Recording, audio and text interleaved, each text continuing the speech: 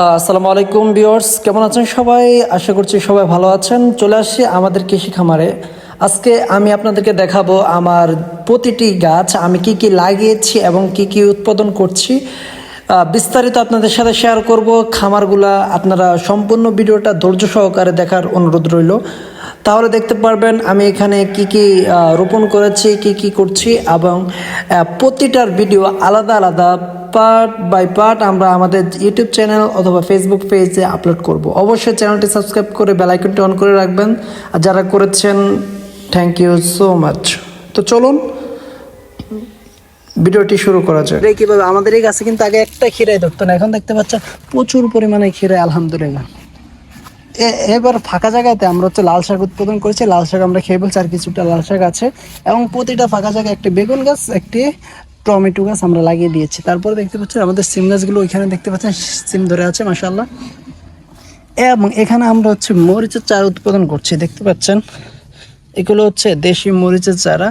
তো আমরা এখানে উৎপাদন করতেছি এগুলো, আবার ইনশাল্লাহ আমরা এখানে আমাদের আলু খেত আছে ওইখানে রোপণ করব। তো এখানে দেখতে পাচ্ছেন টমেটো গাছ এবং পালং শাক। এই পালং শাকের মাঝে আমরা টমেটো গাছ লাগিয়ে দিয়েছি, আর পালং শাক এখানে রোপণ করা আছে। পালং শাক হচ্ছে মাশাআল্লাহ খুবই শাকের মধ্যে একটি বেস্ট, আমার ফেভারিট একটি শাক। আমরা পালং শাক খেয়ে থাকি, আপনারাও পালং শাক খাবেন বেশি করে। পালং শাকের মাঝে আমরা টমেটো গাছ লাগিয়েছি, পালং শাক উঠিয়ে ফেললে টমেটো গাছগুলো হয়ে যাবে। আর এখানে লাল শাক আছে, লাল শাকের মাঝে হচ্ছে একটি হচ্ছে দুন্দুল গাছ, একটি হচ্ছে সিম গাছ, আর তার মাঝে হচ্ছে বেগুন গাছ, আর তার মাঝে হচ্ছে বিভিন্ন শাক। দেখতে পাচ্ছেন বেগুন গাছের গ্রোথ মাশাআল্লাহ অসাধারণ। তো ওই দেখতে পাচ্ছেন সিম ধরতেছে। আর এইখানে হচ্ছে আমরা ডাটা গাছ লাগিয়েছি, যেটাকে আমরা লইডা বলি গ্রামের ভাষায়। ডাটা গাছ দেখতে পাচ্ছেন মাশাআল্লাহ খুবই সুন্দর, তবে কিছুটা সমস্যা হচ্ছে, পোকা ধরেছে। আমরা স্প্রে নিয়ে এসেছি তাদের জন্য, আমরা আজকে স্প্রে করে দেবো। তো দেখতে পাচ্ছেন এই যে আমাদের সিম গাছ এবং এখানে আছে ডাটা গাছ। তো দেখতে পাচ্ছেন এখানে আমরা সম্মিশ্রিতভাবে আমরা উৎপাদন করছি। আর মাঝখানে হচ্ছে বিলের দিকে আমরা দিয়ে রেখেছি খেরাই গাছ। তো মানে এখানে আমাদের একটি জায়গাও ফাঁকা পড়া নেই। খেরাই গাছ দেখতে পাচ্ছেন প্রতিটি গাছ। আর এই যে দেখতে পাচ্ছেন এটা হচ্ছে আমরা এই জায়গাটা প্রস্তুত করতেছি, হচ্ছে এখানে আমরা আলু রোপণ করবো আজকে। তো সম্পূর্ণ প্রস্তুতি শেষ, এখন হচ্ছে কান্দি করে আলুটা রোপণ করে দেব। তাহলে দেখতে পারবেন এখানে প্রচুর জায়গা। আর এইখানে আমরা কালো মরিচ, ধানের মরিচ এবং হচ্ছে বোমাই মরিচ গাছের চারা উৎপাদন করব, বীজ বপন করেছি। আর এইখানে দেখতে পাচ্ছেন আমাদের হচ্ছে ধনিয়া গাছ, এই কোণা থেকে ওই পাশ পর্যন্ত সবগুলো হচ্ছে ধনিয়া গাছ। তবে আমরা এখানে নতুন ভাবে করেছি বিধায় এখানে ঘাসের পরিমাণটা একটু বেশি।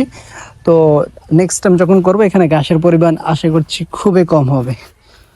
তো এই ধনিয়া পাতার সাথে আমরা হচ্ছে লাল শাক কিছুটা বীজ ছিল আমরা ওখানে ফেলে দিয়েছি। মাশাআল্লাহ দেখতে পাচ্ছেন ধনিয়া পাতা, দেখতে পাচ্ছেন মাশাআল্লাহ অসাধারণ ধনিয়া পাতা আমাদের এখানে কিন্তু।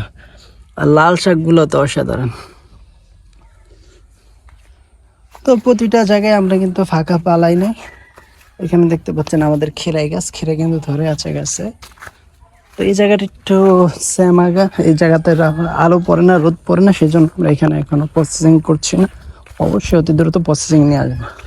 তো এই পাশটা দেখেন, এই পাশটা কিন্তু আমরা খালি পালাই নাই। এখানে নিচে খিরাই গাছ আছে, উপরে হচ্ছে সিম গাছ। এখানে নিচে দেখতে পাচ্ছেন খিরাই গাছ লাগানো আছে, উপরে সিম গাছ দিয়ে দিয়েছি। এখানে হচ্ছে এতটুকুই। আর ওইখানে হচ্ছে আমাদের গরুর ফার্ম নিয়ে আমরা পরে বিস্তারিত ভিডিও করব। ছাগল, গরু, হাঁস, মুরগি, মাছ এগুলা নিয়ে পরে বিস্তারিত আলোচনা করব। এখন যেহেতু আমরা কৃষি সেক্টরে আছে, আমরা হচ্ছে শাকসবজি সেক্টরে আছি, ওইগুলা আপনাদেরকে দেখাচ্ছি। তো আমরা আমাদের বাউন্ডারির বাইরে চলে যাচ্ছি, আমাদের ওই সেক্টরে। ওইখানেও আমাদের কিন্তু প্রচুর গাছ লাগানো আছে। তো এখানে দেখছেন কুমড়ো গাছ। আর এটা হচ্ছে আমাদের আলু ক্ষেত। এখানে হচ্ছে আমরা আলু রোপণ করেছি, প্রায় 2-3 দিন হয়ে গেছে। আলু আশা করি 10-12 দিন পর হচ্ছে আলুর ইয়াটা আসবে। তো দেখতে পাচ্ছেন উপর হচ্ছে পুঁইশাক গাছ আছে আমাদের মেঝেতে। আর এখানে আমরা খিরাই গাছ লাগিয়ে দিয়েছি, খিরাই গাছ এই পাশে হচ্ছে খিরাই গাছ হবে। এখানে লাউ গাছ আছে, আর মাঝখানে হচ্ছে একটা করে ক্ষীরের মুড়া করে দিয়েছি, যাতে ক্ষীরে গাছগুলো সুন্দরভাবে নিচে হতে পারে। আর এটা তো হচ্ছে এখানে লং করে আমরা আলু লাগিয়ে দিয়েছি। তো লাউ গাছগুলো মেঝেতে উঠতেছে। আই হোপ লাউ গাছগুলো তো দ্রুতই হচ্ছে উঠে যাবে। কিছুদিন পর আমরা লাউয়ের খেতে পারবো বা লাউয়ের পাতা খেতে পারবো। আর এই পাশে হচ্ছে আমরা সিম গাছ, মিনা দুন্দুল গাছ লাগিয়ে দিয়েছি। দেখেন প্রতিটা মুড়ার মাঝখানে একটা লাউ গাছ, একটি হচ্ছে খিরাই গাছ, একটি হচ্ছে আবার লাউ গাছ, মানে আমরা সিডারে লাগিয়ে দিয়েছি। আর এইগুলো হচ্ছে আমরা কই বলি, কে কি বলে জানি না। তো কই গাছ এখানে লাগানো আছে। এখানে হচ্ছে লাউ গাছ, আর এগুলো হচ্ছে সিম, আর এই হচ্ছে আলু, সবগুলো হচ্ছে আলু গাছ। আলু ক্ষেত এই প্রথম আমরা এখানে করতেছি, জানি না কেমন ফলন হবে। ইনশাল্লাহ দোয়া করি, আশা করছি ভালো একটা ফলন পাবো। আর এখানে আমাদের মাছ, হাঁস, মুরগি এগুলো নিয়ে বিস্তারিত পরে আরেকটা ভিডিওতে আলোচনা করব। সেই ভিডিওটি পাওয়ার জন্য অবশ্যই সাথে থাকতে হবে। যারা ইউটিউব থেকে দেখছেন লাইক, কমেন্ট, শেয়ার দিয়ে সাবস্ক্রাইব করে সাথে থাকতে হবে। আর যারা ফেসবুক থেকে দেখছেন অবশ্যই লাইক, কমেন্ট, ফলো দিয়ে সাথে থাকতে হবে। তো আজকে ভিডিওটা এই পর্যন্তই। ভালো থাকুন, সুস্থ থাকুন। ভিডিওটা ভালো লাগলে অবশ্যই সাথে থাকুন। আসসালামু আলাইকুম ওয়া রাহমাতুল্লাহি ওয়া বারাকাতুহু।